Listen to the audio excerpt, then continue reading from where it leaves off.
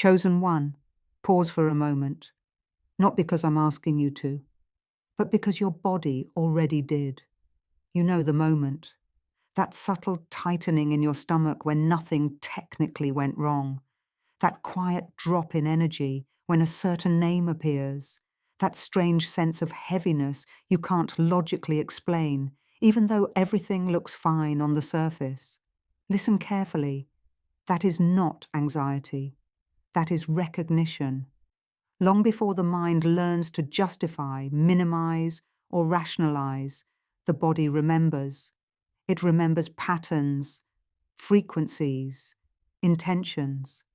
And when you are someone who carries heightened awareness, someone attuned, perceptive, awake, your system reacts faster than words can form. This video is not here to turn you against anyone. It is here to stop you from turning against yourself.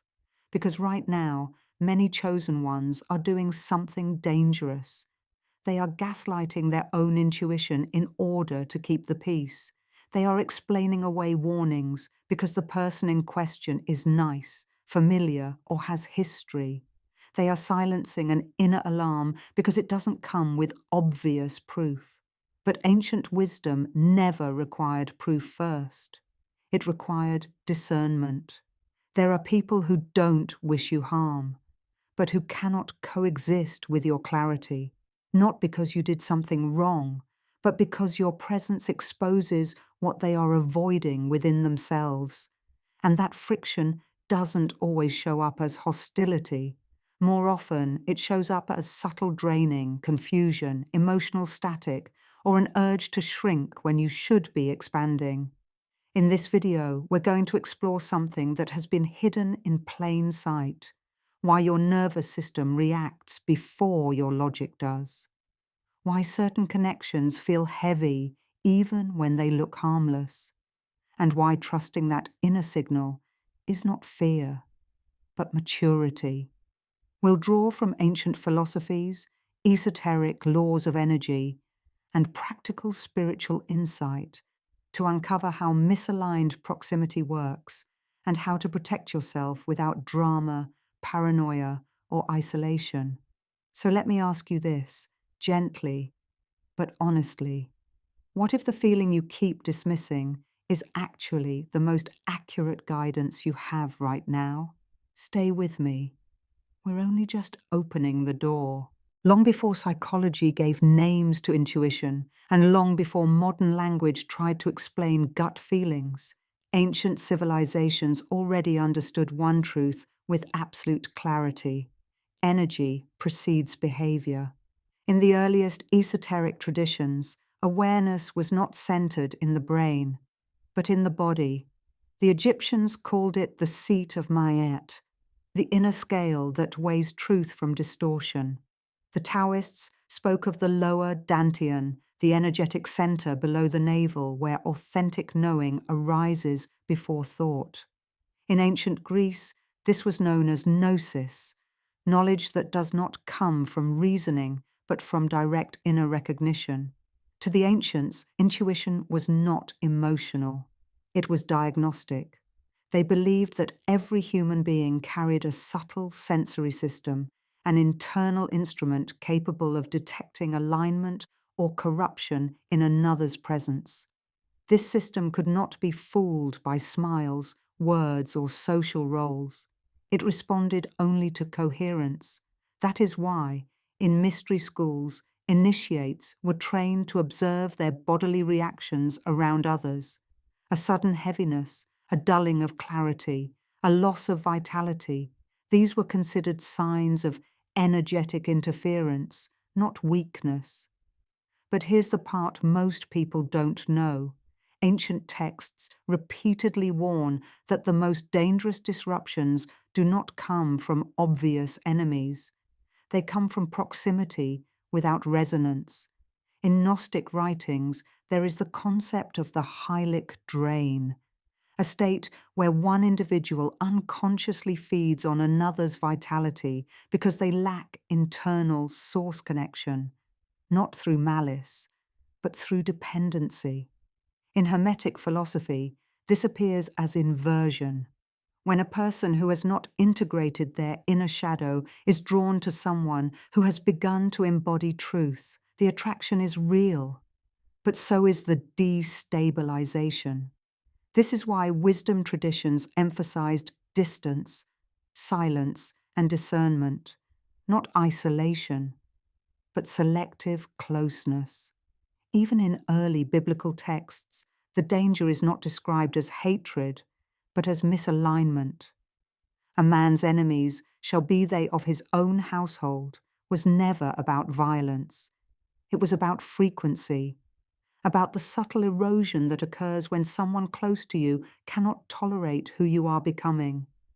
Over time, this knowledge was softened, moralized, and eventually forgotten. Modern culture reframed intuition as anxiety. Discernment became overthinking, and boundaries were mislabeled as selfishness. Why? Because a person who trusts their inner signal is difficult to manipulate. When societies moved toward control rather than wisdom, instinctual knowing became inconvenient. People were taught to override their body in favor of social harmony, obligation, and politeness. The result? Generations of people disconnected from the most accurate guidance system they possess. But chosen ones, those with heightened perception, never fully lost this ability. They may doubt it, they may suppress it, but they feel it. That's why certain interactions leave you foggy, why your clarity returns the moment you step away, why no explanation fully resolves the discomfort. Ancient philosophy would say this plainly. Your system is responding to incoherence, not evil, not danger in the dramatic sense, but incompatibility at the level of being. And the deeper you step into authenticity, the more pronounced this becomes, because light does not need to accuse darkness to disrupt it. It only needs to be present. In the next section, we're going to bring this down from history into lived experience. We'll decode what these sensations actually mean, how they show up in real relationships, and why ignoring them always comes at a cost. Stay with me. This is where understanding turns into clarity. Now let's bring this out of history and into your actual life. Because this isn't abstract. This isn't theory. This is happening in real time. Chosen ones don't experience misalignment as a clear thought. They experience it as a signal, a subtle one at first. It starts as a sensation rather than an idea, a tightening, a dull pressure, a quiet internal no that has no sentence attached to it yet. And this is where most people go wrong. They wait for logic to catch up. But intuition was never designed to argue its case. Think of it this way. Your intuition is not a judge. It's a smoke detector. It doesn't explain the fire. It alerts you that something is off before the flames are visible.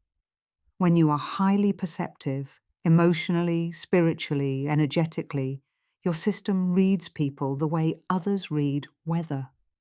You don't just hear what they say. You register what they emit. And here's the key truth most people miss.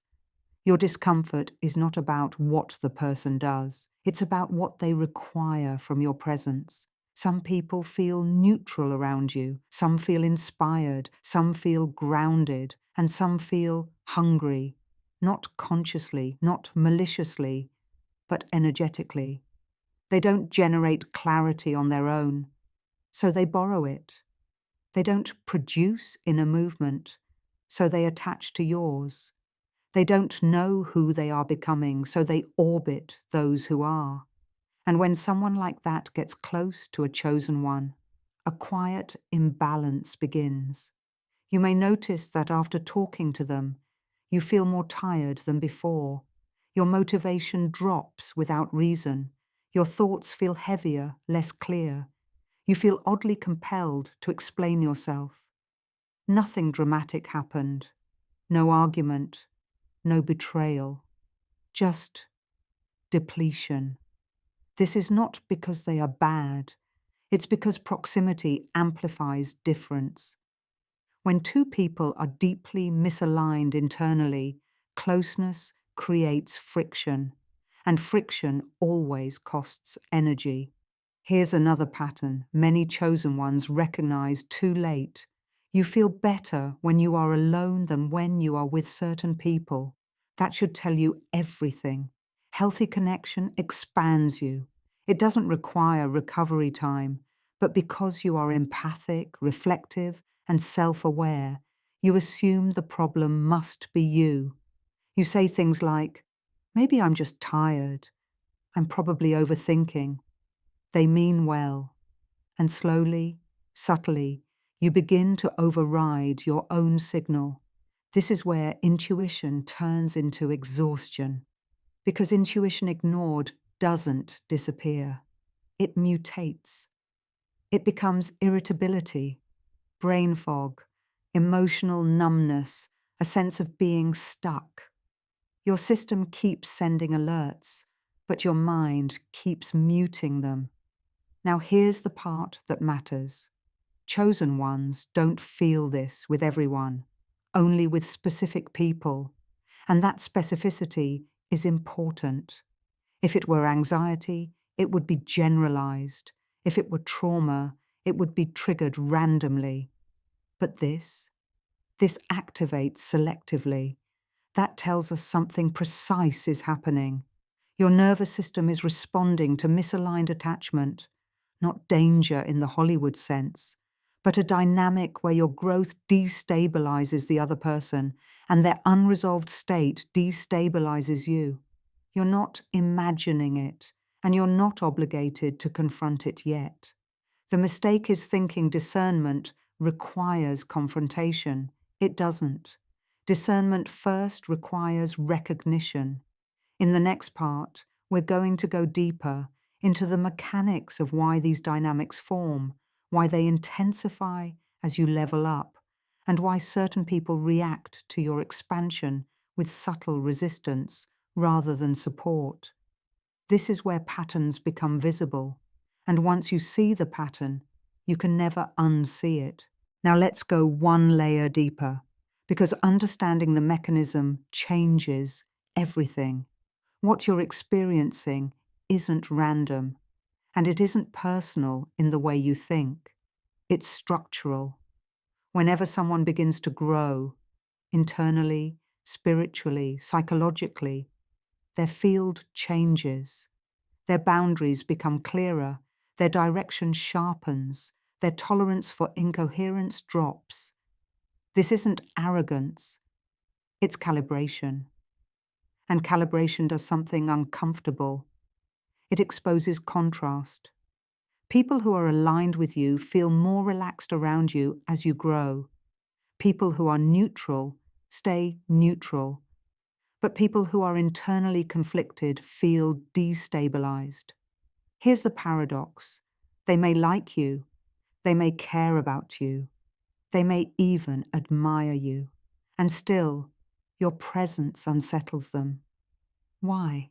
Because your movement forward mirrors the places where they are stalled. Ancient traditions didn't describe this as jealousy the way we do today. They described it as resonance conflict. When two frequencies can't harmonize, one of three things happens: separation, transformation, or drain. If the other person is unwilling or unable to transform, the system defaults to drain. This is why some relationships feel fine at first, and then slowly deteriorate as you evolve. You didn't change toward them, you changed away from an old version of yourself, and they were attached to that version. This is where many myths arise. Myth 1. If someone is smiling and supportive, they can't be misaligned. False. Social behavior is not energetic alignment. Myth 2. If there's no obvious harm, there's no issue. Also false. Slow erosion is still damage. Myth 3. If I just explain myself better, the tension will resolve. This one is the most dangerous because explanation feeds the very dynamic that's draining you. When someone repeatedly asks for clarification, reassurance, updates, or emotional processing, but never truly integrates what you say, they are not seeking understanding. They are seeking regulation through you. Your clarity becomes their crutch. Your expansion becomes something they orbit instead of initiate. And here's the subtle tell most chosen ones miss. You start censoring yourself around them, not because they told you to, but because something in you learned it's easier that way. You speak less freely. You share selectively. You feel a quiet relief when plans cancel. That relief is not antisocial behavior. It's your system regaining coherence. Now let's address a misconception that keeps people stuck. Trusting your intuition does not mean labeling someone as an enemy. It means acknowledging that access has consequences. Ancient wisdom never said, cut everyone off. It said, guard the gates. Not everyone deserves the same level of proximity. Not everyone can walk with you into your next phase, and not everyone who came with you so far is meant to continue. This is where maturity replaces guilt. You don't need proof. You don't need permission. You don't need to make an announcement. Distance can be quiet. Boundaries can be invisible. Alignment can be chosen without explanation. And here's the most important reframe of all. If someone consistently reacts negatively, emotionally, energetically, subtly, to your growth, then shrinking yourself to preserve the connection is not love. It's self-abandonment. Your intuition isn't asking you to attack. It's asking you to stop overriding yourself. Because every time you ignore that signal, you teach your system that external harmony matters more than internal truth. And over time, that costs you clarity. In the final section, we're going to bring this together. How to honor what you feel without fear, how to move forward without drama, and how to let misaligned connections fall away naturally while your life becomes lighter, sharper, and more focused. Before we do, sit with this question. Who benefits when you doubt yourself? And who benefits when you finally trust what you feel? That answer changes everything. So now we arrive at the quiet truth, the one that doesn't shout, accuse, or demand proof. You were never meant to fight this person. You were never meant to expose them, confront them, or convince anyone of anything. You were only meant to listen, because the feeling you've been questioning was never fear. It was alignment speaking. Throughout this entire message, one principle has repeated itself across ancient wisdom, lived experience, and your own body. What is aligned expands you. What is misaligned contracts you. And contraction is not weakness, it's information. The mistake many chosen ones make is waiting for certainty before they're allowed to trust themselves. But intuition doesn't operate on courtroom logic. It operates on coherence. It asks one simple question: do I feel more like myself here or less? That's it. You don't owe access to people who destabilize your nervous system. You don't owe explanations to those who benefit from your confusion. And you don't owe loyalty to connections that require you to shrink in order to survive. Trusting your intuition doesn't make you cold. It makes you precise. When you stop overriding that inner signal, something shifts naturally. The fog clears. Your energy stabilizes. Your clarity returns. Not because you fixed anyone else, but because you stopped abandoning yourself.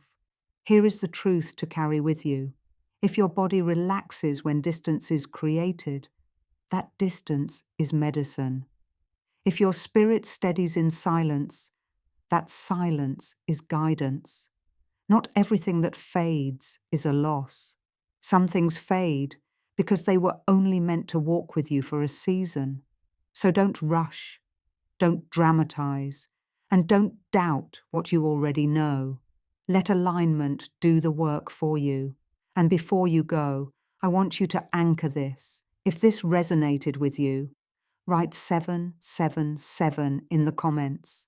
Not for me, but as a signal to yourself that you're done ignoring what you feel. If this message helped bring clarity, like the video so it reaches those who need it. Subscribe if you want to continue exploring deeper truths like this. And if someone came to mind while you were listening, share this with them. Some messages don't find us by accident, and neither did this one. Stay aware, stay grounded, and trust what you feel.